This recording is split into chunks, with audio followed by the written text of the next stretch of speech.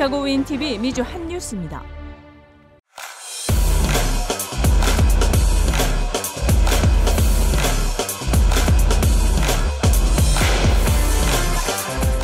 시사전망 이전봉입니다.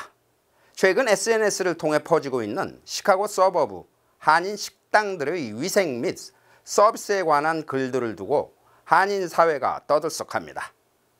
인터넷에 올라온 글은 모 식당의 주방에서 일을 했던 한인 요리사로 짐작되는 사람의 위생 고발과 가족 6명이 한 식당에서 받은 불편한 서비스와 팀 문제에 관한 불평들입니다. 한인 식당에서 일어나지 말아야 할 일들이 주방에서 빈번히 일어난다며 지적을 한 것입니다. 그 내용에 따르면 그는 식당 주방에서 일을 했으며 어느 날 아침 일어나 보니 몸 컨디션이 안 좋아 코로나로 의심하고 며칠 쉰 후 출근한다고 주인에게 말을 하고 이틀을 쉬었습니다. 코로나가 아닌 것을 안 뒤 출근을 하려고 주인에게 연락을 했지만 그 자리에서 바로 해고 통보를 받았다는 것입니다. 내용을 보면 고용주와 고용인 간의 해고 문제라기보다는 그가 고발한 주방의 위생 상태가 훨씬 심각합니다. 식당을 찾는 손님들에게 제공되는 음식들의 위생 관리에 관한 것입니다. 손님이 먹다가 남기고 간 음식들을 적당히 손을 봐서 다시 손님 테이블로 나가게 한다는 그의 지적은 매우 충격적입니다.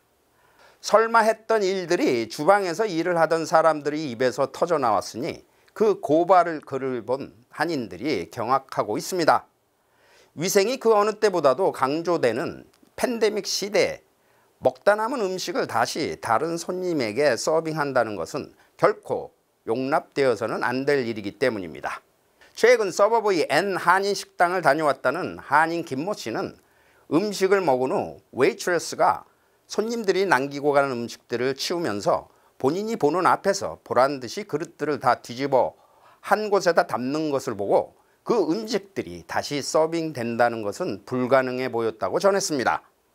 그래서 그 식당은 신뢰가 간다고 덧붙였습니다.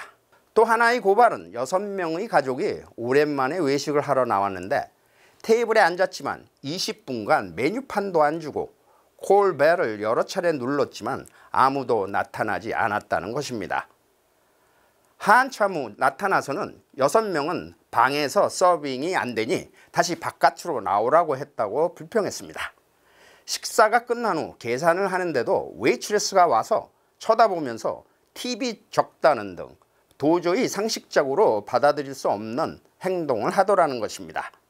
너무도 무례한 서비스에 다시는 그 식당을 이용하고 싶지 않다는 한인 고객의 고발이었습니다. 서비스는 엉망인데 팁을 요구할 권리가 과연 있느냐고 한인타운 내 음식점을 찾는 한인들은 불평합니다. 코로나19가 창궐하고 원숭이 두창 등 바이러스가 횡행하는 이런 시기에 식당에서의 철저한 위생 관리와 수준 높은 서비스는 아무리 강조해도 지나침이 없을 것입니다. 최소한 테이블로 나간 음식들은 무조건 폐기 처분해 다음 손님들이 마음 놓고 편안히 식사를 할 수 있도록 해야 합니다. 그리고 손님이 음식 테이블에 착석하면 바로 서빙을 시작하는 것은 상식입니다. 하염없이 주문받으러 오길 기다린다는 것은 어불성설입니다. 그리고 서비스를 일단 잘 하고 나서 팁을 받을 생각을 해야 할 것입니다. 인터넷 사이트에 오른 이 같은 제보들은 한국어는 물론 영어로도 설명되어 있기에 한인 손님들뿐만 아니라 K푸드를 좋아하는 현지인들에게 어떠한 영향을 미치게 될지 두렵기까지 합니다. 시사전망 이전봉입니다.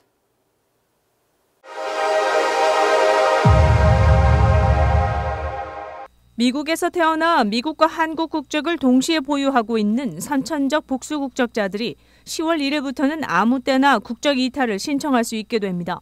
신고 시 18세가 되는 해 3월 31일까지의 기간을 놓쳐도 복수 국적자들은 이제 국적 이탈을 신청할 수 있게 되면서 한국의 병역 문제나 미국의 공직 진출 등의 피해에서 벗어날 수 있게 될 예정입니다. 국적 이탈을 위해 시한이 지나도 외국에서 직업 선택의 제한이나 불이익 등 정당한 이유가 있으면 국적 이탈을 신청할 수 있도록 하는 개정안을 사실상 확정한 것입니다. 따라서 미국에서 사관학교 진학이나 국무부, 국방부, CIA, 중앙정보국, FBI 등 기밀을 취급하는 민감한 공직에 진출하는데 불이익이 해소될 것으로 보입니다. 지금까지는 18세가 되는 해 3월 31일까지 국적이탈을 신청하지 않으면 병역법상 만 37세가 될 때까지 국적이탈이 불가능해 엄청난 불이익을 당해왔습니다. 한인 자녀들 중 남성의 경우 37세를 넘길 때까지 한국에서 거주하며 영리활동을 하면 군대에 입대하거나 병역법 위반으로 처벌받게 됩니다. 헌법소원 투쟁 끝에 2020년 9월 헌법 불합치 결정을 이끌어내 결국 10월 1일부터 국적법이 개정되는 것입니다. 연일 초강세를 보이는 달러화의 가치가 1985년 플라자 합의 직전 수준까지 도달하면서 신흥국 채무 위험도 덩달아 커지고 있다는 분석입니다. 플라자 합의는 미국, 영국, 독일, 프랑스, 일본 5개국 재무장관이 미국 플라자 호텔에 모여 달러 강세를 시정하기 위해 독일 마르크화와 엔화의 강세를 유도하기로 결의한 조치를 말합니다. 플라자 합의 직전 엔화는 달러당 240엔에 거래되었으나 합의 이후 장기 강세가 이어져 1995년에는 엔화가 달러당 80엔에 거래되었습니다. 하지만 지금 미국이 과거처럼 달러 약세를 유도할 가능성은 그렇게 커 보이지 않습니다.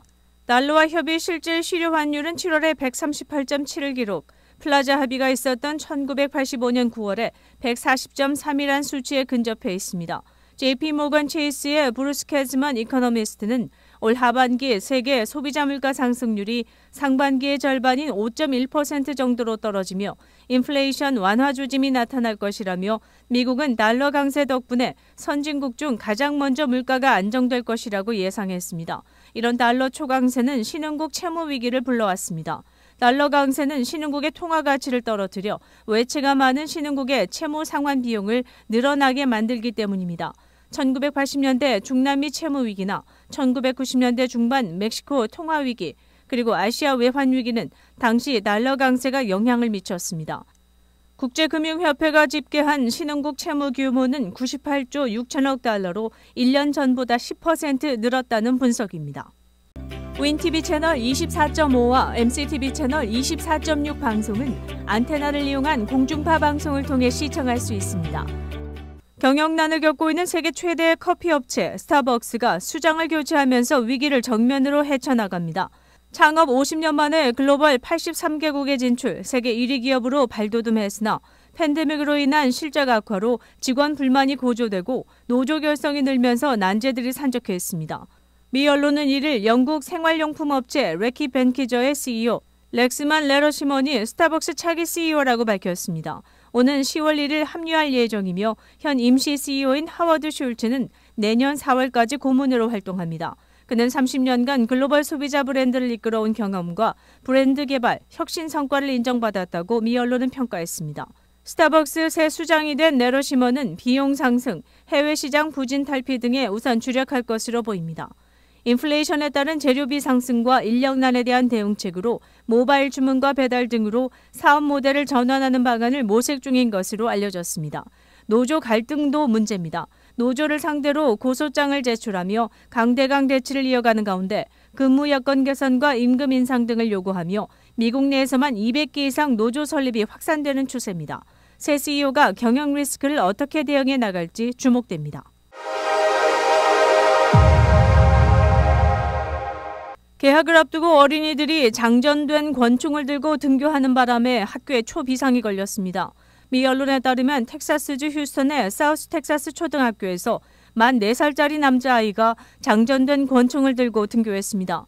학교는 어린이 한 명이 총을 소지하고 교내를 돌아다닌다는 신고에 따라 즉시 이동 제한 조치를 취하면서 교내 경찰이 출동, 어린이에게서 권총을 압수했습니다.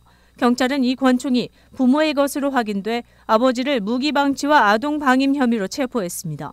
지난 29일에도 애리조나주 코치스 지역의 한 7세 초등학생이 가방에 총 한 자루와 탄창을 넣고 등교했습니다. 경찰은 학교에 신고를 받고 출동해 총기를 확보하고 아이의 부모를 체포해 조사 중입니다. 총은 장전돼 있지 않았으나 탄창에는 총알이 가득 들어 있었습니다. 아이는 집에 있던 총 2자루를 들고 등교했고 한 자루는 교내 사무실에 있었습니다.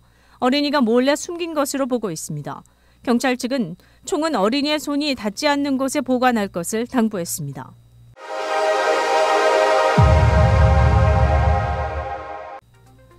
코로나19 현황입니다.